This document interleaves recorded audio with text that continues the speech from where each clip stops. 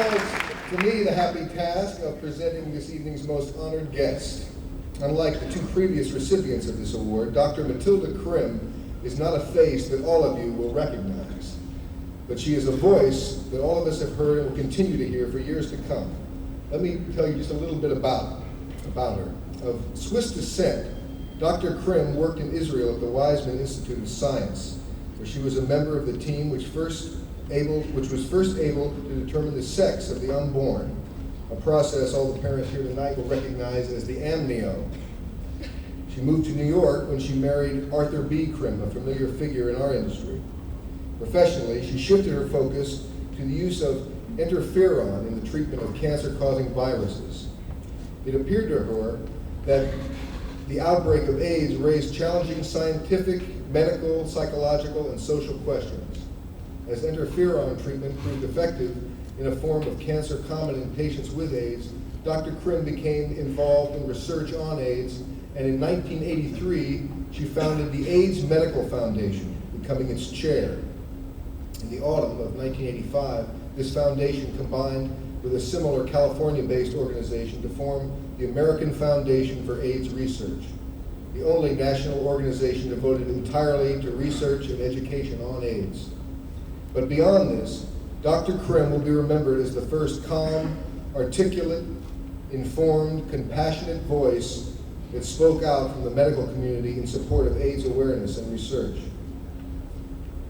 She was an oasis of reason in a landscape of hysteria.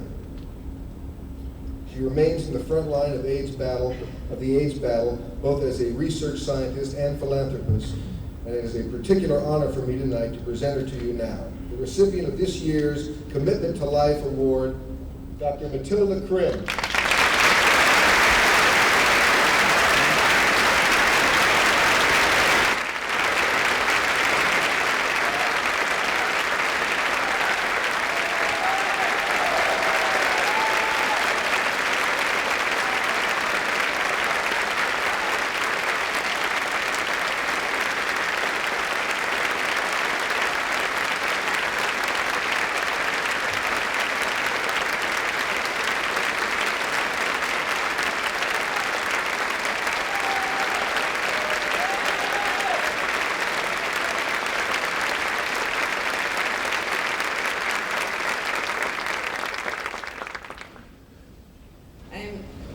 Touched that APLA should have selected me for their third Commitment to Life Award.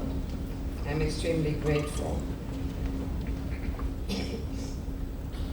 I accept it with humility and with much gratitude in the name of all those who work in the laboratories, in the hospitals, battling AIDS, and also in the name of those who fight AIDS in their own body so courageously. I pledge to them my and the American Foundation for AIDS Research's total commitment. We will not give up until the job is done.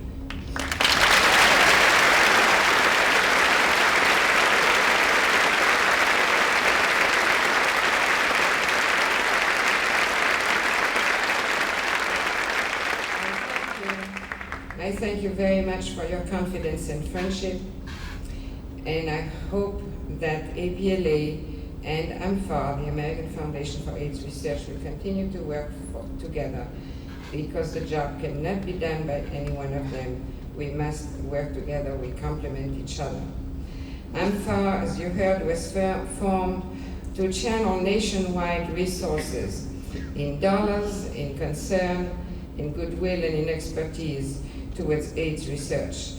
And in doing so, I am sure AMFAR will contribute to bring closer the day when there will be effective treatments and a vaccine for AIDS.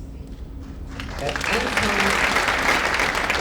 AMFAR was also formed to serve as a source of accurate, up-to-date information on AIDS for the public and for policymakers, the people who make decisions for others.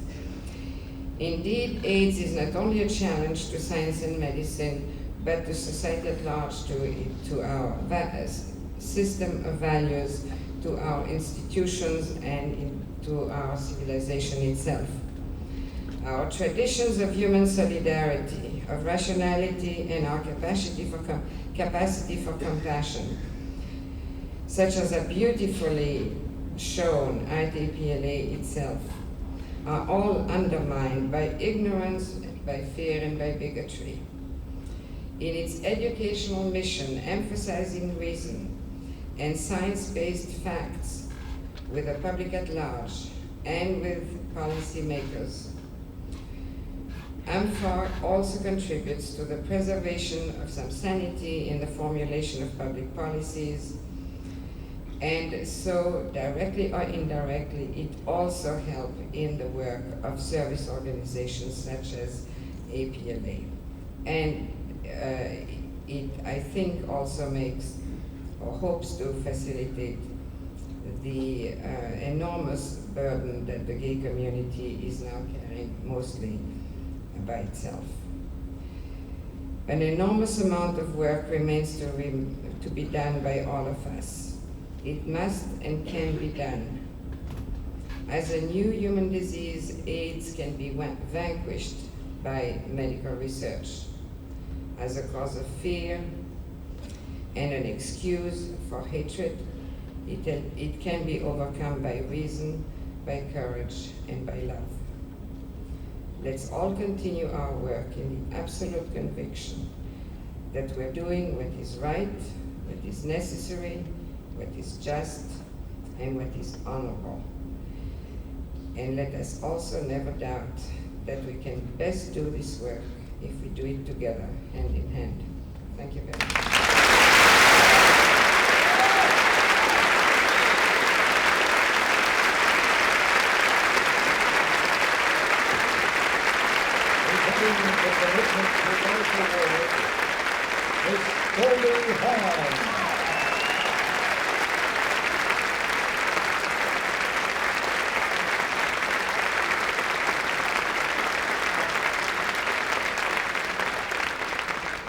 One thing that I try to teach my children is to give back a little bit to humanity for the gift of life.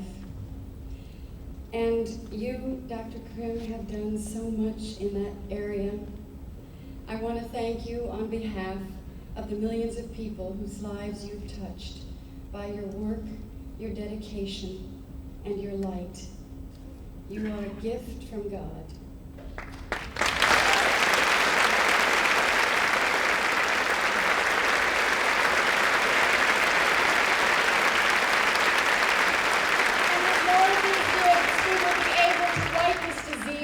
Face of the earth.